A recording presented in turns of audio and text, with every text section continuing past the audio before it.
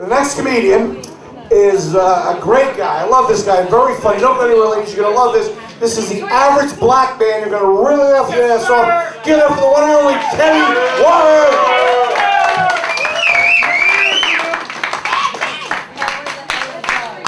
Hey man, you better be careful, man. That clown was about to jump on you. And I'm sorry, I don't got no candy for y'all. I got some weed though. So, You got heroin? no heroin. So, we just went through this hurricane thing and snowstorm and all that. You know, I know people had to stay over at other people's houses and stuff like that. So, what I really want to ask you guys, and this is just between me and you, how many of y'all pee in the shower? So when you stayed at somebody's house, you pissed in their shower? Tell the truth, because when that warm water hits you, it's just a natural thing. I pee every time I'm in the shower. And as a matter of fact, I wish I could carry a shower around with me throughout the day so I can jump in there and take a leak. I'm just saying.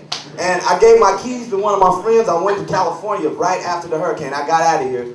And when I got back, the first thing my friend did is ran up to me like, yo, your shower was so fucking hot and warm. It felt so good.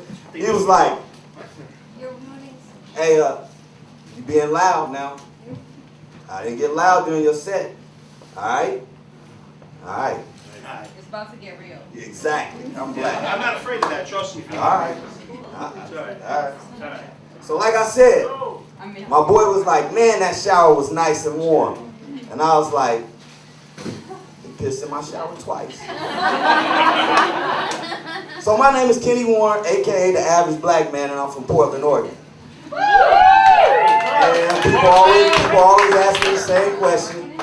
Is black people in Portland? Hell no, I left. You know, so I grew up in a place where it's 2% black, so, you know, I grew up with some white friends, you know. I remember the first time I went over to one of my white friends' house, and we was playing Atari, so that lets you know how old I am. And his mom came in the room and was like, put the game away. You guys finish your homework and get back to it as soon as possible. This kid looked at his mom and was like, oh, fuck, Mom, you're a bitch. And I was like, damn, white kids get to talk to their parents like that? So I went home and I told my mom about it. I was like, you won't believe what my white friend said to his mom. He called her a bitch. And my mom was like, boy, if you ever talk to me like that, I will beat the black off of you. And I was like, well, then I'll be white. By law, I can only get time out. Now, even though I'm black, my dad was there for me. He coached my baseball team, my basketball team, but he was a hippie. So, you know, if you're the coach, you got to give kids a ride home after the game and after practice. And he'd be giving them a ride home and just fire up a doobie.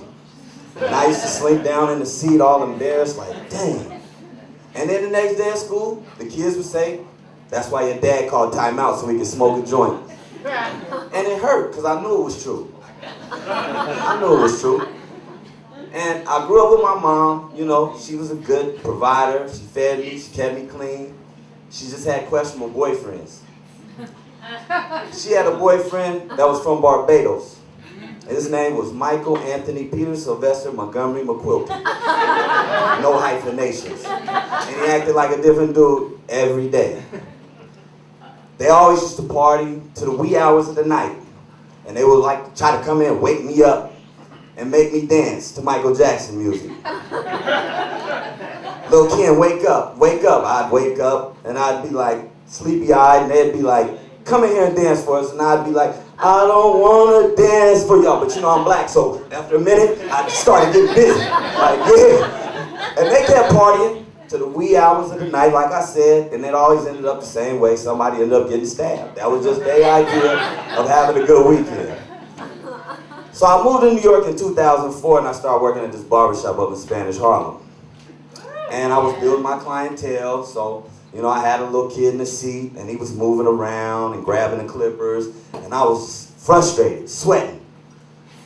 And this kid's mom comes over to me and was like, Kenny, you have to be patient with him because he's autistic. Now I'm fresh from Oregon, so I'm still on retarded. So I'm like, autistic? I don't want him to draw no pictures. I just want him to be still so I can cut his damn hair. And in the barbershop, In the barbershop, we don't got no human resources, so we talk about everybody and anybody all the time. We talk about white people. We talk about black people, Asians. We talk about people in wheelchairs, midgets. Yeah, we talk about midgets. We had a big conversation. We had a big conversation the other day. The barber next to me was trying to convince me that, you know, if you mess with a midget, hey, when she holding your penis, it's gonna look big as hell. I was like, damn, but their hands is like flippers. That's like a dolphin holding your penis. Then he was like, well, look how fat the midgets' asses are. And I'm like, well, hell, they 3'11". Everybody got a fat ass that tall. Dude, midgets too. So we ended up going to this hookah bar, right? We get in there, and they got these belly dancers. One of them turns out to be a midget. She was getting busy. She had a nice ass body, and her head wasn't even that big. So I'm in there, I brought sand to the beach. So I couldn't really, you know, flirt with her. But my boy was flirting with her all night, and I was jealous as hell. Over there hating too, like, damn, I can't believe this, man. I'm telling the girl I'm with, like, look at him, man, can you believe he talking to a midget? The whole time I'm thinking, that's the type of midget that you can bring home to your mom. You know? Sit her up on the baby seat and eat dinner with y'all, you know what I mean? After you guys finish eating, catch a train downtown. If it's packed, you can sit her on your lap and burp her on the way. Get down to a bar, set her little ass up on the bar, and you got body shots all night long. I'm just saying, midgets are people too. Now, that was the joke at first, but I had to go back for research and development. So I went back to the scene of the crime, and once again, the midget was in there. She was doing her thing again. So I go up to her. I was like, listen, can I buy you a shot? She was like, sure. So she came over and jumped her little ass up on the chair, and we took the shot. She touched me on the arm, and some Lord of the Rings shit happened. Next thing you know, we locked eyes, and me and the midget is making out. So I had to have a couple more shots. Don't judge me. I had a couple more shots. Next thing you know, me and the midget is out of there. We go jump in the cab, I open the door, she go jump in like a little puppy. We go uptown, and I had to think to myself like, damn, I was lucky it was 4 in the morning, so it wasn't too many people outside, because it would have looked funny, you know, me coming in with a little kid like that. But, so, we get up to my apartment and everything, and I was like, damn, this is some real bucket list shit, I better smoke a joint too. So, we did all that, and the next thing you know, me and the little midget, we was getting crazy. I was throwing her in the air, catching her, spinning her around. I mean, it was going down. But in the morning, I had to figure out how I was gonna sneak her out the front so I could run out the back. Because like I said, it just kind of looked funny, me walking down the street with a little white girl. So at the barbershop where I work, we always got, you know, people coming in there trying to sell different things. And we got a dude that sells cologne. We call him the cologne man. And he never has what we want. We'll be like, you got Issey Miyake? No. You got Polo Black? No. Well, what do you have? And proudly, he held up a bottle of Insurrection. And I had to say pause, because I heard insert and I heard erection. I told him to bring me the bottle, let me check it out and see what's going on. So I look and I see this is spray-on male enhancement. And I'm thinking, I like to spray my cologne on profusely. And I know this would have ended up bad. If I'd have just took his word and sprayed it on, I might have woke up in the morning with a stiff neck and cauliflower ear. Now, I saw something at the shop today that it kind of startled me really. I was like, this is what we call natural incest. Because it was a little kid, he was running around the shop, you know, he had teeth in his mouth, and he was shaking everybody's hand.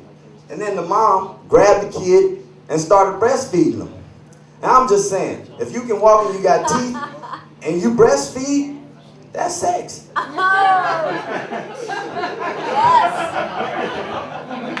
That's sex.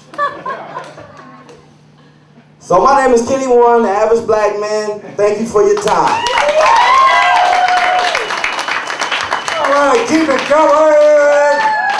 Yeah, you guys are great. Give yourself a round of applause, really. You're a fantastic audience. Love you, love you.